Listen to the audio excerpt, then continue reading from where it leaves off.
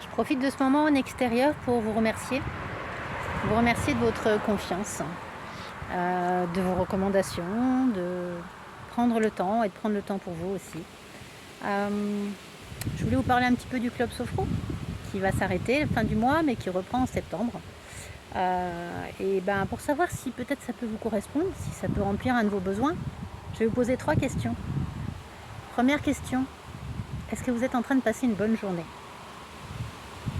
C'est très personnel, peut-être elle est bonne, peut-être elle n'est pas bonne.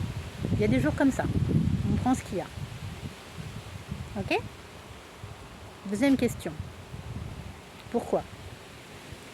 Si vous passez une bonne journée, pourquoi est-ce que votre journée est bonne? Et si votre journée n'est pas bonne, pourquoi elle n'est pas bonne? Là encore, très personnel. Je vous laisse réfléchir.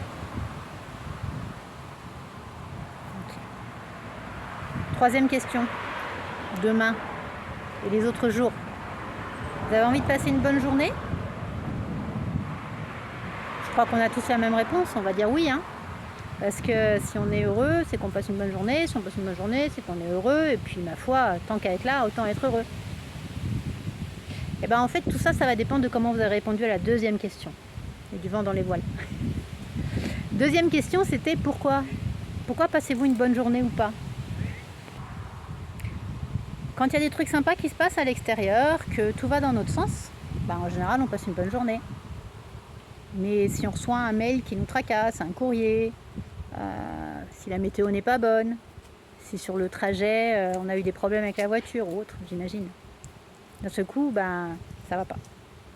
Et en fait, ça, c'est parce qu'on met notre capacité à être heureux à l'extérieur de nous. Du coup, ça dépend toujours des événements extérieurs et des personnes qu'on rencontre. Comprenez la problématique? Eh bien, il y a 2 solutions pour ça.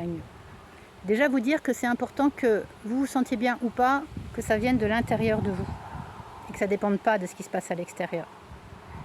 Et la deuxième chose, c'est de construire en vous un climat suffisamment calme, suffisamment paisible, suffisamment détaché pour vivre les événements, mais ne pas vous en imprégner.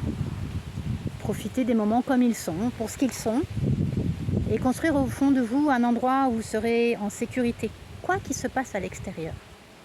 Et pour ça, eh ben, la sophrologie c'est génial, et le club sophro d'autant plus. Je vous laisse regarder sur ma page internet arabellathomassophrologue.fr, m'appeler si vous le souhaitez pour avoir plus d'infos, et puis peut-être trouver une autre activité même, mais qui vous permette de trouver en vous cet endroit sécure et fiable. Bonne journée, au revoir.